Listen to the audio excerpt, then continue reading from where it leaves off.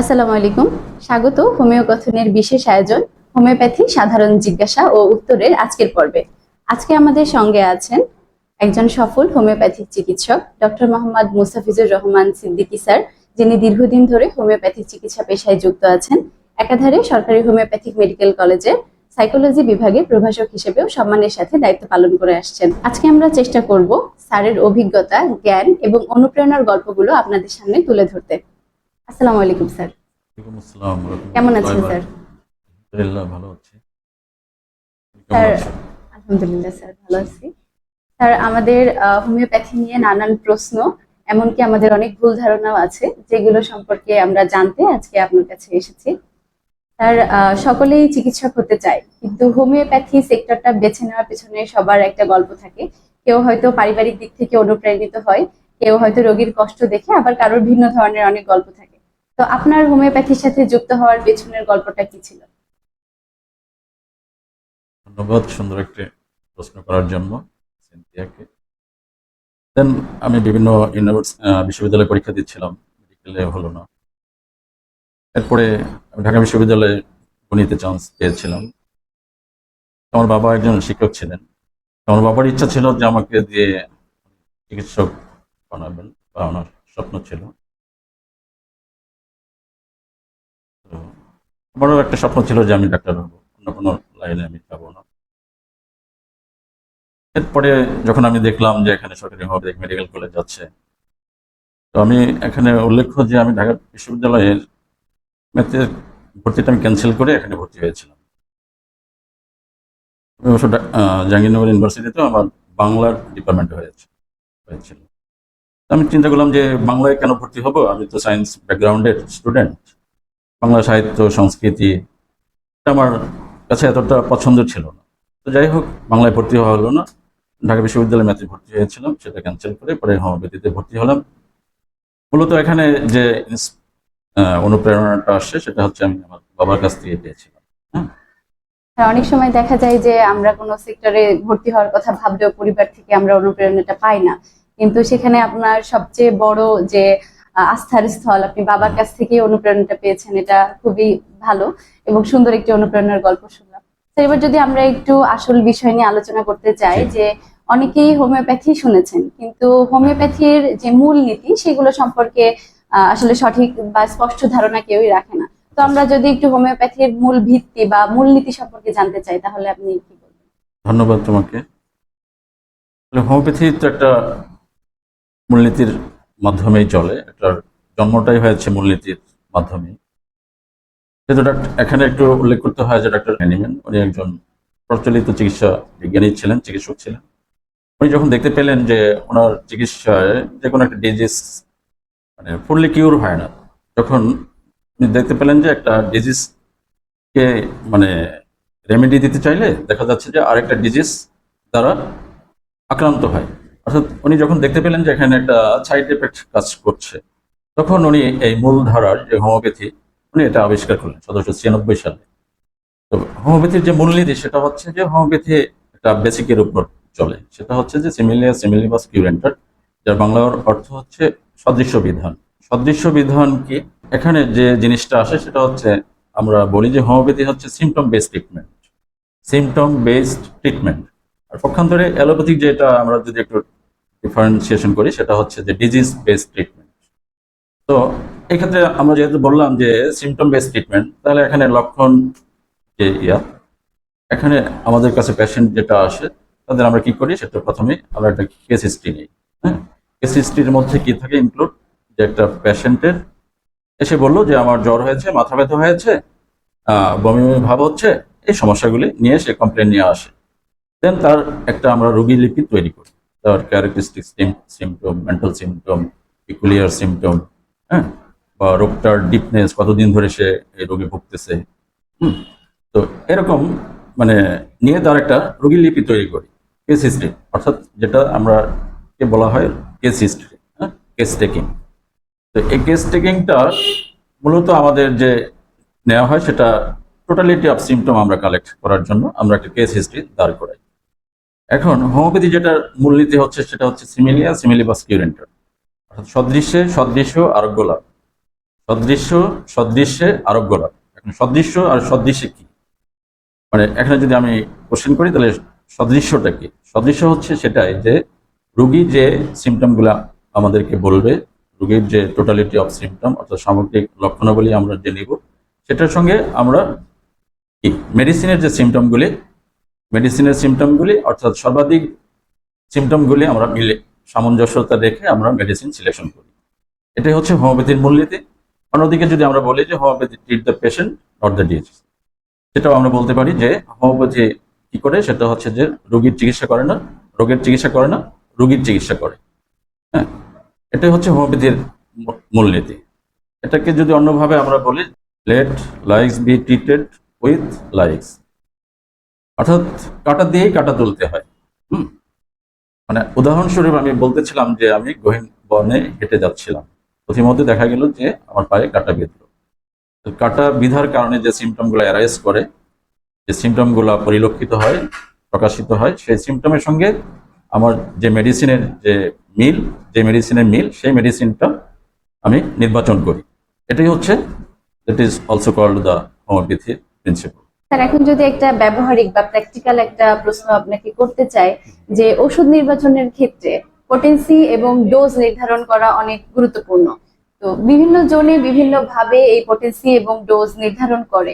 তো আপনি ব্যক্তিগত লাইফে কিভাবে মানে পোটেন্সি এবং ডোজটা নির্ধারণ করেন, কোন বিষয়টাকে আপনি বেশি প্রাধান্য দিবেন? আচ্ছা, ধন্যবাদ। মেডিসিন সিলেকশনটাও যেমন গুরুত্বপূর্ণ, অনুরূপভাবে মেডিসিনের ডোজ এবং পটেন্সি নির্ধারণটাও গুরুত্বপূর্ণ। কারণ এক্ষেত্রে আমি যেটা মনে করি যে যদি আমার মেডিসিন সিলেকশন হয়েছে বাট ডোজ এবং পটেন্সি নির্বাচিত হলো না, তাহলে সেক্ষেত্রে মানে সুবিধার চেয়ে অসুবিধাও হতে পারে। কারণ আমার সিলেক্টেড রেমেডি, আমি অ্যাজ ফর এক্সাম্পল মনে করলাম যে আমার Bryonia selected remedy according to পেশেন্টের সিমটম কালেক্ট করে আমি নির্বাচন করলাম ব্রায়োনিয়া। কিন্তু ব্রায়োনিয়া আমি মেডিসিন সিলেকশন করার পরে দেখা গেল যে আমি পটেন্সি এবং ডোজের কারণে মেডিসিনটা কোনো রেসপন্স করলো না। তাহলে এক্ষেত্রে বোঝা যাবে যে সিলেক্টেড রেমেডিও যেমন জরুরি, ঠিক পটেন্সি এবং ডোজটাও নির্বাচন করা জরুরি। এক্ষেত্রে জর্জ ভিতুলকাস উনি যে বিষয়টার উপর নির্ভর করেছেন সেটা হচ্ছে যে কিভাবে আমরা পটেন্সি নির্বাচন করব। সেটা হলো যে পটেন্সি নির্বাচনের জন্য উনি যেটা বলছেন, লেভেল অফ হেলথ এর উপরে উনি সংজ্ঞায়িত করেছেন যে লেভেল অফ হেলথের উপর ভিত্তি করে আমরা পটেন্সি এবং ডোজ নির্বাচন করব। এখানে আমি একটু অ্যাড করতে চাই, সেটা হচ্ছে যে লেভেল অফ হেলথ সেটা একটা পার্ট, আর একটা পার্ট হচ্ছে যে ভাইটাল ফোর্সটাও কিন্তু কম গুরুত্বপূর্ণ নয়। হ্যাঁ, এখানে উদাহরণস্বরূপ বলা যেতে পারে যে যার ভাইটাল ফোর্সের সংবেদনশীলতা বেশি, তার যেমন একরকম ডোজ নির্বাচন হবে, অপেক্ষাকৃত কম দুর্বলতা সম্পন্ন পেশেন্টদের ক্ষেত্রে দেখা যাবে যে ডোজটা অন্যরকম আসবে। তো এখানে আমি যেটা বলতে চাই যে কিছু কিছু রোগ হচ্ছে তীব্রতর হয়, হ্যাঁ, তীব্রতর আকারে হয় এবং সেটা দেখা যাচ্ছে যে আবার সহসায় চলেও যায়। এক্ষেত্রে আমরা এটা অভিজ্ঞতা থেকেই হয়তো বলতে পারি যে এক্ষেত্রে হাই ডোজ অর্থাৎ 1 mg থেকে শুরু করে যদি আমি সিমালের কথা বলি, তাহলে 1 mg থেকে 50 mg ইউজ করলে সেটা দ্রুত সেরে যায়। দ্বিতীয়ত হচ্ছে যারা আমাদের কাছে অনেক পেশেন্টই আসে যারা স্টেরয়েড খেয়েছে, তারপরে অ্যান্টিবায়োটিকের অপব্যবহারজনিত কারণে আমাদের কাছে এসেছে, এই ধরনের ক্ষেত্রে দেখা যাচ্ছে যে মিডিয়াম যে ডোজ সেটা অ্যাপ্লাই করলেই দেখা যাচ্ছে যে রোগটা সেরে যায়। এখন মিডিয়াম ডোজটা হচ্ছে, দ্যাট মিনস হচ্ছে আমি যেটা বোঝাতে চাচ্ছি 30 থেকে অ্যাবাভ 200 1 mg হতে পারে কোনো কোনো ক্ষেত্রে। তো এই ধরনের মাত্রায় যদি আমরা প্রয়োগ করি রোগীর ক্ষেত্রে, তাহলে দেখা যাচ্ছে যে দ্রুত আরোগ্য লাভ করে। অনুরূপভাবে দুর্বল সম্পন্ন লোক যারা আছে, যাদের অর্থাৎ পেশেন্ট দেখলেই বোঝা যায় যে তার ভাইটাল ফোর্সটা কেমন বা তার শারীরিক অ্যাবিলিটি কেমন, শারীরিক সক্ষমতা কেমন ইত্যাদি দেখলেও মানে এটা জাস্ট কি মানে আই কন্ট্যাক্ট করলেও বোঝা যাবে যে সে কেমন ধরনের পেশেন্ট। হ্যাঁ, অর্থাৎ তার দুর্বল চিত্তের লোকটা ইজিলি বোঝা যাবে। সেক্ষেত্রে আমরা লো পটেন্সি ব্যবহার করলে দেখা যাবে যে পেশেন্ট আরোগ্য লাভ করবে। লো পটেন্সি এখানে 6 থেকে 30 কেমিন করা হয়, হ্যাঁ, লো পটেন্সি। আর ডোজের ক্ষেত্রে যেটা বলি সেটা হচ্ছে যে ডোজ নির্বাচন হয় সাধারণত age, sex, environmental position, nature of medicine, nature of patient, constitution, এগুলোর উপরে নির্ভর করে যে ডোজটা কি হবে। অর্থাৎ এখানে আমি যদি বলি যে একটা পেশেন্ট জ্বর নিয়ে আসে, তার বয়স হচ্ছে আমি চাইল্ড, মানে আপ টু 6 ইয়ার্স, মানে 6 ইয়ার্স, তো তার ক্ষেত্রে যে ডোজটা হবে নিশ্চয়ই একটা অ্যাডাল্ট এজের ক্ষেত্রে সে ডোজটা হবে না, ডোজটা পরিবর্তন হবে। আমি যদি তাকে বলি যে 6 বছরের একটা বাচ্চাকে সে জ্বর নিয়ে আসছে আমার কাছে, একটা অ্যাডাল্ট এজ 30 এজের পেশেন্ট আসে, সেও জ্বর নিয়ে আসে কমপ্লেন, তাহলে এখানে যে ডোজটা চেঞ্জ হবে তার এইজের কারণে ডোজটা চেঞ্জ হবে। যেহেতু তার বয়স হচ্ছে 6 বছর, তার বয়স হচ্ছে 30 অ্যাবাভ, তাহলে সুতরাং বয়স একটা ফ্যাক্টর, সেক্স একটা ফ্যাক্টর, এনভায়রনমেন্টাল একটা ফ্যাক্টর, সে কোন পরিবেশে থাকে, কোন পরিবেশে সে বাস করে, এটার উপরেও নির্ভর করবে। আবার আমি কি মেডিসিন দিলাম সেটার উপরেও নির্ভর করবে যে তার ডোজটা কি হবে। অর্থাৎ নেচার অফ মেডিসিন, হ্যাঁ, এটার উপর ভিত্তি করেও আমরা, হ্যাঁ। আর যদি পেশেন্ট আমি কালেকশন করতে পারি যে সে স্টেরয়েডাল মেডিসিন খেয়েছে, তারপরে অ্যালকোহল নেশাবন অভ্যস্ত বা অন্যান্য ড্রাগ এডিক্টেড, সেক্ষেত্রে ডোজটা চেঞ্জ হবে। এজন্য ডোজ এবং পটেন্সি যেটা ইউজ হয় সেটা তো আমি ইতিমধ্যে বললাম। আর ডোজটা হচ্ছে মূলত age, sex, environmental position, constitutional symptom এবং নেচার অফ মেডিসিন, এগুলোর উপরে নির্ভরশীল। স্যার, আরেকটি সাধারণ প্রশ্ন, যেটা হোমিওপ্যাথিক চিকিৎসা ব্যবস্থা মানেই হচ্ছে ওষুধ সরাসরি খাওয়া, অর্থাৎ ওরালি ইনটেক, আমরা এটাই জানি। কিন্তু হোমিওপ্যাথিতে বাহ্যিক প্রয়োগ বা এক্সটার্নাল অ্যাপ্লিকেশনের কোনো ব্যবস্থা আছে কিনা, অর্থাৎ হোমিওপ্যাথিতে বাহ্যিক প্রয়োগ সম্ভব কিনা, এ ব্যাপারে যদি একটু বলেন। হ্যাঁ, এক কথায় উত্তর হচ্ছে যে এটা করা যাবে। তবে যদি আমরা একটু দেখে যাই, অর্গান, যেহেতু আমাদের হোমিওপ্যাথিক কনস্টিটিউশন হচ্ছে অর্গানন অফ মেডিসিন, তো অর্গানন অফ মেডিসিনের ভাষায় কি বলে?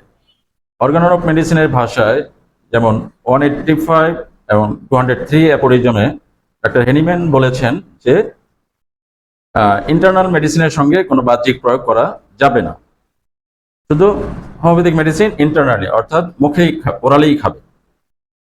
এখন এটা 5th edition of organon of মেডিসিনে এই কথাটা ডক্টর হেনিম্যান বলেছেন। আবার সেম ব্যক্তি ডক্টর হেনিম্যান, উনি আবার 6th এডিশনের, যেটা ডক্টর হেনিম্যানের লেটেস্ট সংস্করণ, যে Organon of medicine 6th addition, এটার পরে আর উনি এডিশন করে যেতে পারেন নাই। ডক্টর হেনিম্যান ওনার 285 অ্যাপোরিজমে বলেছেন যে আমার নির্বাচিত মেডিসিন, অ্যাজ ফর এক্সাম্পল, আমার কাছে পেশেন্ট আসছে একজিমা, তাকে আমি প্রেসক্রাইব করেছি কথার কথা গ্রাফাইটিস 200, তাকে আমি 2 বার খেতে বলেছি যে আপনি 10 ফোঁটা করে সকালে আর রাতে খাবেন। কিন্তু ডক্টর হেনিম্যান এখানে এক্সটার্নাল বাহ্যিক প্রয়োগের ক্ষেত্রে বলেছেন যে আমার সিলেক্টেড রেমেডির সঙ্গে যেটা ইন্টারনালি আমি তাকে ক্ষেত্রে দিব, সেই সেম মেডিসিন যদি আমি বাহ্যিক প্রয়োগে দেই, তাহলে ডিজিজটাকে কি হবে, এক্সেপশনাল অ্যালাউন্স পাবে, একটা পেশেন্ট এক্সেপশনাল অ্যালাউন্স পাবে, অর্থাৎ অতিরিক্ত একটা সুবিধা পাবে, যার ফলে কি হবে, রোগটা দ্রুত সেরে যাবে, দ্রুত সেরে যাবে।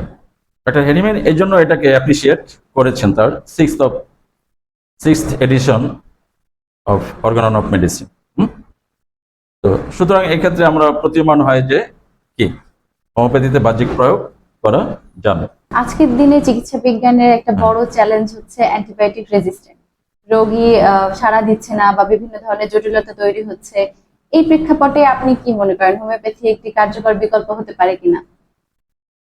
হ্যাঁ, আচ্ছা, এই ক্ষেত্রে আমরা যদি বলি যে একটু আগে আমি একটা কোশ্চেনের জবাবে বললাম যে ব্যাকটেরিয়া দ্বারা কিছু কিছু ডিজিজ আক্রান্ত হয়, যেমন নিউমোনিয়া, মেনিনজাইটিস, টিউবারকুলোসিস, এর মূল কারণ হচ্ছে ব্যাকটেরিয়া। এখন প্রচলিত যে চিকিৎসা ব্যবস্থা সেটা হচ্ছে যে আমরা এক্ষেত্রে অ্যান্টিবায়োটিক প্রেসক্রাইব করি, এখন অ্যান্টিবায়োটিক প্রেসক্রাইব করার কারণে দেখা যাচ্ছে যে ব্যাকটেরিয়াগুলো কি টিকে থাকার একটা প্রবণতা দেখায় শরীরে। কিল্ড তো হয়ই না, বরঞ্চ তারা কি করে, টিকে থাকার জন্য, শরীরে টিকে থাকার জন্য তারা সংগ্রাম করে। অর্থাৎ এই ক্ষেত্রে আমরা দেখতে পাচ্ছি যে যে অ্যান্টিবায়োটিকের ফলেও দেখা যাচ্ছে যে কি ব্যাকটেরিয়াগুলি কিল্ড হচ্ছে না। তাহলে কি হচ্ছে, মানে এখানে অ্যান্টিবায়োটিক রেজিস্ট্যান্স হচ্ছে, তাই তো?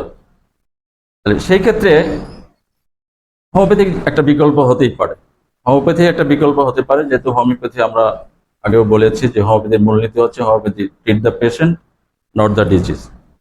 আর যেহেতু আমি আগেও বলেছি যে হোমিওপ্যাথিক সিমটম বেস ট্রিটমেন্ট, যেহেতু টোটালিটি অফ সিমটমের উপরে এটা আর্ঘ্য সাধন করে, সামগ্রিক চিত্রাবলী নিয়ে আমরা একটা রোগীলিপি তৈরি করি।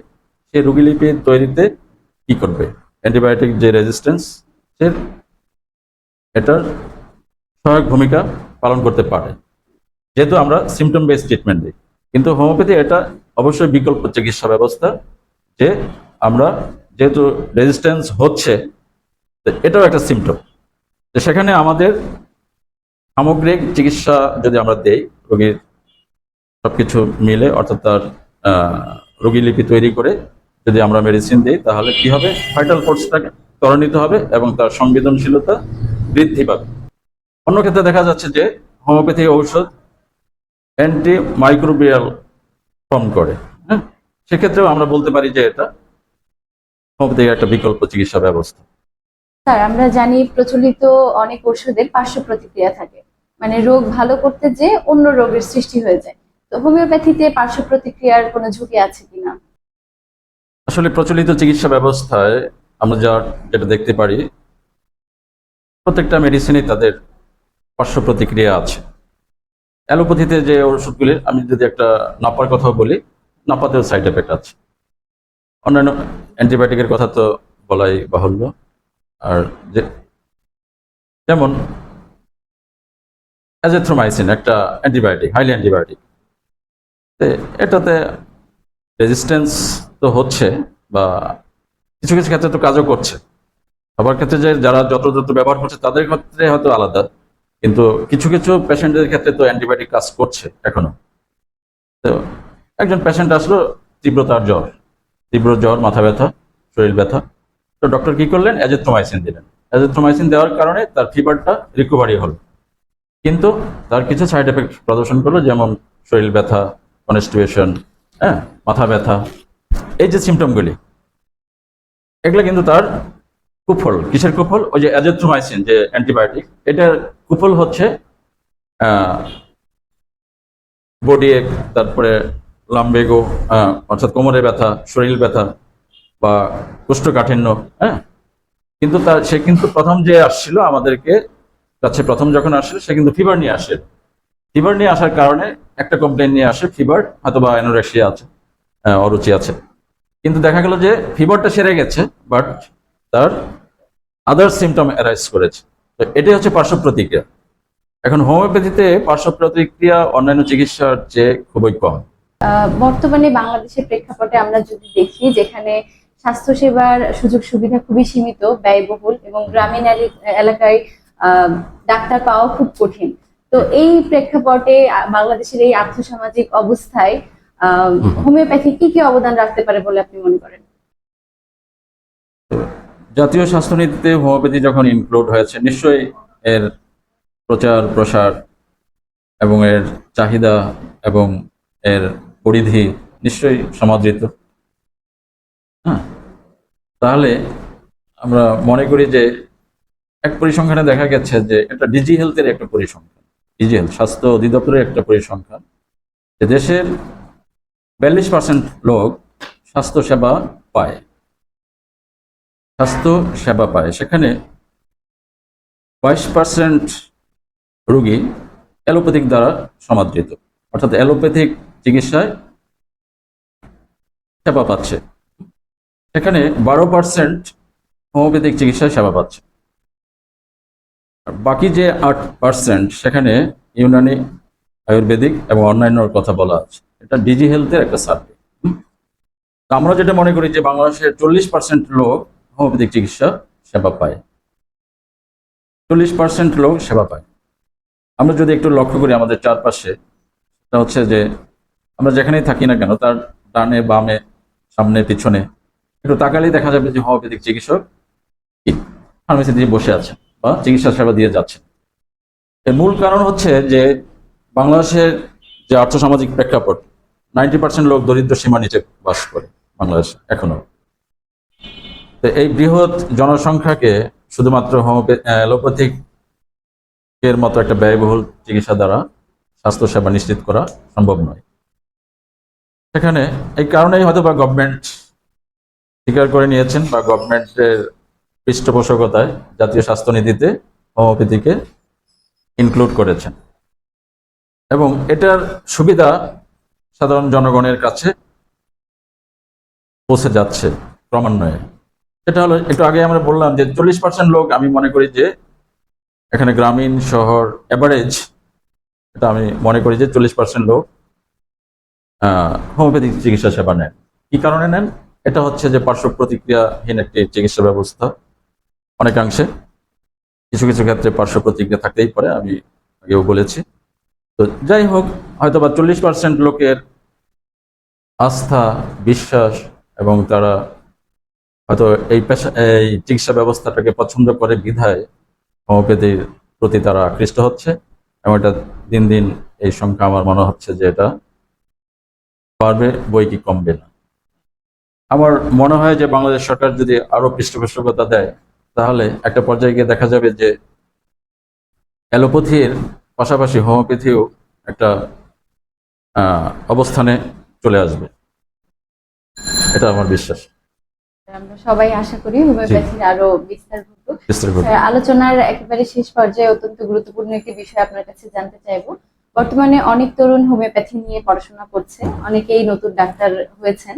তো শুরুতে অনেক বিভ্রান্তি থাকে। তো নতুন যারা হোমিওপ্যাথি পড়ছেন বা নতুন যারা ডাক্তার আছে তাদের জন্য আপনার কি পরামর্শ থাকবে যাতে তারা সঠিকভাবে হোমিওপ্যাথি চর্চা করতে পারে?